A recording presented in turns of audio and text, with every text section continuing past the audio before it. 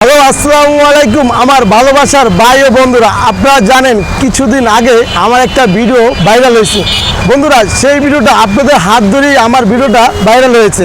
বন্ধুরা, আপনারা যখন শেয়ার এবং কমেন্ট করেছেন, তাই এই শেয়ারের প্রতিফলনের কারণেই এই ভিডিওটা অনেকেই দেখেছে। বন্ধুরা, আপনারা জানেন যে বাংলাদেশের প্রত্যেকটা জায়গাতেই ড্রাইভার তারা নির্যাতিত হচ্ছে। আপনারা দেখতে পাচ্ছেন যে কিছুদিন আগে একটা এনা গাড়ির ড্রাইভারকে মারধর করা হয়েছে। ওই ড্রাইভার রানিং অবস্থায় ছিল, স্টার্টিংয়ে বসা ছিল, এবং আজকে একটি ড্রাইভার বরিশাল তালতলি থেকে একটা ড্রাইভারকে নির্যাতন করা হয়েছে। এটা আপনারা অনেকেই দেখেছেন। সে যখন স্টার্টিংয়ে ছিল তখনই তাকে মারা হয়েছে, এবং তার পাশে ছিল এক পুলিশ, কিন্তু পুলিশ সদস্য থাকা অবস্থায় তাকে হেফাজত করতে পারে না। কিন্তু ওই ড্রাইভার, হেল্পার এবং কন্ডাক্টর তিনজনকেই মার খেতে হয়েছে। আসলে আপনারাই বলুন যে এই নির্যাতনের শেষ কোথায়? আমরা কি এইরকম পথে ঘাটে সবখানি মার খাবো? আসলে আমাদের কি মা বোন ফ্যামিলি নাই? এবং আপনাদের যেরকম মা বোন ফ্যামিলির জন্য মায়া আছে, আমাদেরও তো একই রকম তাদের মায়া আছে।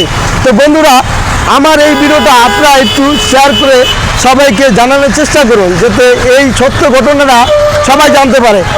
যে পেশাতেই কাজ করে না কেন, আপনি অফিস বলেন, দোকান বলেন এবং গাড়িতে বলেন, যে জায়গাতেই এই শ্রমিক ভাই কাজ করতে আছে, সে ওই জায়গাতে বসেই নির্যাতিত হচ্ছে।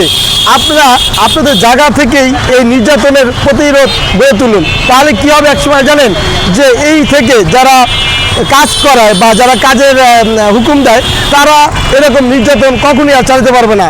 বন্ধুরা, আরও আমি কিছু কথা আপনাদেরকে বলে রাখি। একটা অটোওয়ালাকে উঠে বলে মামা চলো, কিন্তু সেই অটোওয়ালার ভাড়া যদি 30 টাকা হয়ে যায়, কিন্তু অটোওয়ালা যখনই গিয়ে বলে মামা ভাড়া 30 টাকা, তখনই তার সাথে একটা তুমুল ঝগড়া সৃষ্টি হয়, গিয়া সে ভাড়া দেয় 20 টাকা। বন্ধুরা, আপনারা দেখতে পাচ্ছেন এরকম বাংলাদেশের চিপা চাপা অল্লি গলিতে একই রকম সমস্যা হয়, এবং এখান থেকেই দেখা যায় একটা ড্রাইভার নির্যাতিত হয়।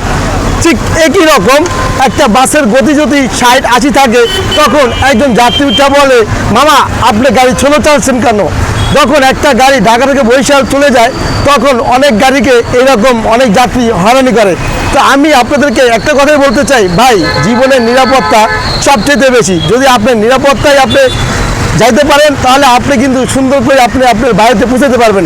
আর যদি আপনি ড্রাইভারকে ওঠার পরেই বলেন যে মামা আপনি দ্রুত যান, কিন্তু কোম্পানি তাকে যে স্পিডটা দেওয়া আছে 80, কিন্তু সেই স্পিড হয়ে যায় আপনার গতির কারণে হয়ে যায় 90 থেকে 100, তখনই কিন্তু একজন ড্রাইভার অ্যাক্সিডেন্ট করতে সক্ষম হয়ে পড়ে। আমি আপনাদের উদ্দেশ্যে একটা কথাই বলতে চাই, দেশের মানুষ যারাই আছেন, যেখানেই আছেন, আপনারা যখন গাড়িতে উঠবেন বা যে কোনো জায়গাতেই যাবেন, আপনারা যদি সমঝোতা হন, ড্রাইভার এবং হেল্পার এবং যাত্রীরা যদি সমঝোতা হয়, তখনই একটা নিরাপদ ভ্রমণ সক্ষম করা সম্ভব।